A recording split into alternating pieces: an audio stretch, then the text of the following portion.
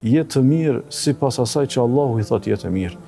Dhe kur Allahu Azza wa Jalla i thotë diçka jetë të mirë, ajo është kulmi i të qenit jetë të mirë. Thotë Allahu subhanahu wa taala kësaj, thotë kushdo që bën vepra të mira, kushdo që është një adhurues i denjë e Allahu subhanahu wa taala, kushdo që bën adhurime për Allahun subhanahu wa taala, kushdo që bën vepra të mira, qoftë mashkull apo femra, thotë Allahu Azza wa Jalla, edhe që është besimtar, sepse kjo është kushti i pranimit të veprave. Veprat nuk pranohen nga pabesimtarët. Veprat nuk pranohen nga njerëzit të cilët nuk e besojnë Allahun dhe kushtet e besimit. Njerëzit të cilët nuk e besojnë dhe nuk i rreshtohen proklamatës së Muhamedit sallallahu alaihi wasallam. Ata nuk janë besimtarë dhe rrjedhimisht asnjë veprë e mirë prej adhurimeve nuk i pranohet tek Allahu subhanahu wa taala. Thot Allahu azza wa jall, kushdo që bën vepra të mira, qoftë mashkull apo femër, dhe është besimtar, ne do t'i japim një jetë të mirë dhe do ta shpërblejmë më të mirën që kanë bërë.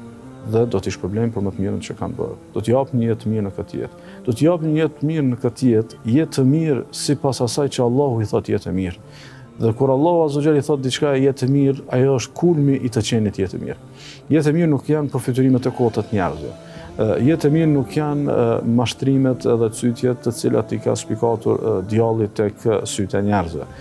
Jetë e mirë nuk është mjaltosja e djallit që njerëzve aty u duket, do të thotë shija e këndshme e jetës. Realisht, jetë e mirë është ajo të cilën Allahu i thotë jetë e mirë. Jetë e mirë është rahatia e shpirtit. Jetë e mirë është prehja e besimtarit që Allahu subhanahu wa taala ja bën të dashur halalin, ja bën të dashur familjen, ja bën Allahu subhanahu wa taala të dashur të kënaqet me atë që e ka, ja bën të dashur mjaftueshmërinë me atë që e ka, ja bën të dashur Allahu subhanahu wa taala dhe të përmbushet me të mirat që ja ka dhënë, po dhe do thotë në përgjithësi rahatien, lumturinë dhe qetësinë që Allahu subhanahu wa taala jep një jetë mirë atij që bën vepra të mira. Andaj besoj që në ditët dhe netët e Ramazanit është një prej mundësive më unike për ta shijuar këtë. Do thotë me cilin do që bisedon, me cilin do që e bashkëbisedon këtë çështje, se si e ndjen një rahati të shtuar gjatë muajit Ramazanit.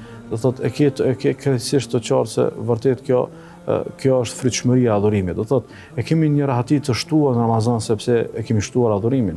E ndjejmë përgjithsisht ne si besimtarë që ky muaj është ndryshe dhe pastaj sikur nuk japim përgjigjen që do të duhet të ishte ajo përgjigje e vërtetë, po jemi ndryshe në Ramazan sepse jemi ndryshe me adhurim. Ne po adhurojmë Allahun subhanahu wa taala nga agimi deri në perëndimin e diellit dhe do e mos që ky adhurim do të jep do thotë fryte. Do e mos që ky adhurim do të bëj shtëpitë tona më të lumtura. Do e bëj atmosferën e shtëpive tona më të këndshme. Do e bëj jetën tonë më të këndshme. Dhe nëse vetëm shtimi i një adhurimi po e bën kaq të këndshëm këtë muaj, vetëm shtimi i një adhurimi po e ndryshon madje edhe jetën e përgjithësisë të njerëzve, madje këtë e konstatojnë edhe ata të cilët nuk janë përkushtuar ndaj Zotit.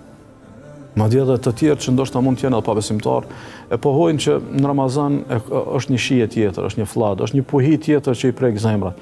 Pikërisht kjo ndodh shkaku i adhurimit. Pikërisht kjo ndodh shkaku i përkushtimit ndaj Allahut subhanahu wa taala. E Allahu premton në këtë ajet që kushdo që është i devotshëm, kushdo që bën vepra të mira, dhe qoftë mashkull apo femër dhe i përkushtohet Allahut duke qenë besimtar, por ne do t'i japim një jetë mirë.